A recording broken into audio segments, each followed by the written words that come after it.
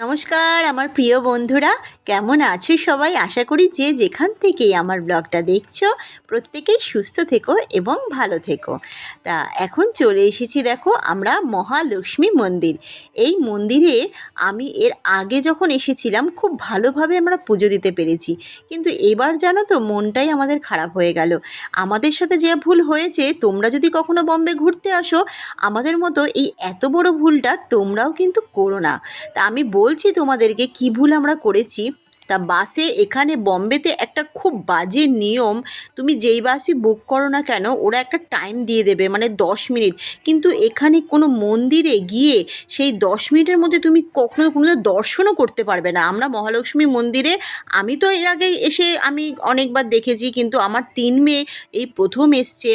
মাতার মুখ একটু দর্শন না করেই আমাদের চলে যেতে হয়েছে, এবং গিয়ে দেখি বাস ছেড়ে দিয়েছে। অলরেডি বাস আমাদেরকে না নিয়েই চলে গেছে, মানে এখানকার নিয়মই তাই। তোমাকে যে টাইম দেবে, তুমি যদি সেই টাইমে পৌঁছতে না পারো তোমাকে মানে ছেড়ে দেবে, তোমাকে না নিয়েই চলে যাবে বাস। তোমাকে পরে আবার আর একটা যে গন্তব্যস্থল সেখানে পৌঁছতে গেলে পরে তোমাকে মানে ট্যাক্সি করে বা অন্য যে কোনো উপায়ে তোমাকে পৌঁছতে হবে, তবেই ওরা নেবে। আর আমরা তো যেতে পারলাম না, দেখতেই পেলে তোমরা। তারপরে আমরা কি করলাম, এখান থেকে সিদ্ধি বিনায়ক মন্দিরে গিয়েছিলাম। সিদ্ধি বিনায়ক মন্দিরটা তো আমরা মানে সেখানে গিয়েও আবার প্রবলেমে আমরা ভুগেছি, যে 5 ঘন্টা 6 ঘন্টা লাইনে দাঁড়িয়েছিলাম জানো তো। সেখানে দাঁড়িয়ে থেকেও ভালো করে যে একটু দর্শন করব সেটারও উপায় পাইনি, কারণ এত কোথা থেকে যে লাইন শুরু হয়েছে আর কোথায় শেষ হয়েছে, কোনটা এমনি দর্শন, কোনটা পূজা, মানে পুজো কেউ কিচ্ছু ওখানে বলবে না, তোমাকে নিজেকে খুঁজে নিতে হবে। কি তাই জন্য তোমরা যদি কখনো বম্বে ঘুরতে যাও সব সময় কিছু ভালো করে সেটা সম্পর্কে জেনে তবে যাবে। আর বাসে করে তো এইসব মন্দিরে অবশ্যই আমি বলবো যাবে না, কারণ অনেক সময় লাগবে। আমরা সিদ্ধিবিনায়ক মন্দিরটায় দেখো 5 ঘন্টা লাইনে দাঁড়িয়ে তারপরে একটু আমি পুজো দিতে দাঁড়িয়েছি। তাতে আমি বলেছি আমার হাজব্যান্ডকে যে তাতে আমি যদি অন্য জায়গায় ঘুরতে না পারবো, কিন্তু আমি সিদ্ধিবিনায়ক মন্দিরে আমি কোনোদিনও আসিনি, এই প্রথম এসেছি, আমি এখানে পুজো না দিয়ে আমি যাবো না, তাতে বাস আমাদের না নেবে। তা যাই হোক, আমি ভালোভাবে 5 ঘন্টা লাইনে দাঁড়িয়ে পুজো দিয়েছি। তা তোমরাও যদি কখনো বম্বে আসো না, তাহলে কিন্তু এখানে এসে মানে আর কি পুজো দিয়ে ট্যাক্সি করে অবশ্য আসবে। আমি বলবো বাসের চক্করে একদম পড়বে না, তাতে তোমাদের সময়টাও যাবে, পয়সাও যাবে, আবার ট্যাক্সি ফেয়ারটাও যাবে। তা ভালো করে তারপরে পুজোটাও দিতে পারবে না।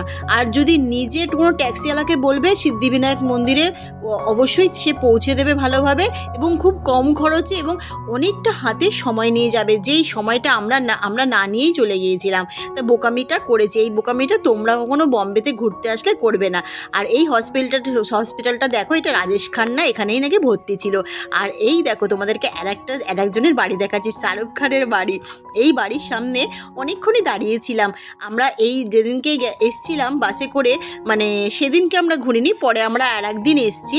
তা ওই দিনকে এসে অনেকক্ষণ আমার 3 মেয়েকে এনে ভালো করে দেখিয়েছি। কিন্তু বাসে করে ঘুরলে কি হয় জানো তো, খুব কম সময়, ওরা বেশি ঘুরতেও দেবে না তোমাকে, মানে বলবে 10 মিনিট 15 মিনিটের মধ্যে তোমাকে ঘুরে চলে আসতে হবে। আর ওইটুকু সময় বম্বেতে ওরকম জায়গা দেখা যায় না। এই দেখো শাহরুখ খানের বাড়ি দেখতে পাচ্ছ, বেশ সুন্দর করে, বেশ ভালো করে, বেশ ঘেরাও করা। এখানে দাঁড়িয়ে দাঁড়িয়ে শাহরুখ খান কিন্তু সব বন্ধুদের ফ্যান্সদের হাই হ্যালো করে। আর শাহরুখ খানের বাড়ির সামনে অলওয়েজ সব সময় অল টাইম ভিড়।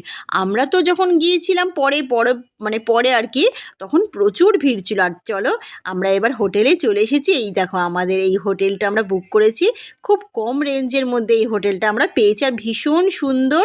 তা ছোট্ট একটা তোমাদের সঙ্গে ব্লগ শেয়ার করলাম, কীরকম লাগলো দিদির ব্লগ অবশ্যই জানিও। আর যদি আমার ব্লগটা কোথাও একটুকু ভালো লেগে থাকে, দিদির পাশে অবশ্যই থেকো এবং আমার চ্যানেলটাকে সাবস্ক্রাইব করে দিও। সবাইকে যেমন সাপোর্ট করো, আমি অনেক দিন ধরে জানো তো ভিডিও করছি, মনটা এক এক সময় খুব খারাপ হয়ে যায় যখন দেখি যে মনিটাইজেশনটা এখন অবধি অন করতে পারিনি আমি।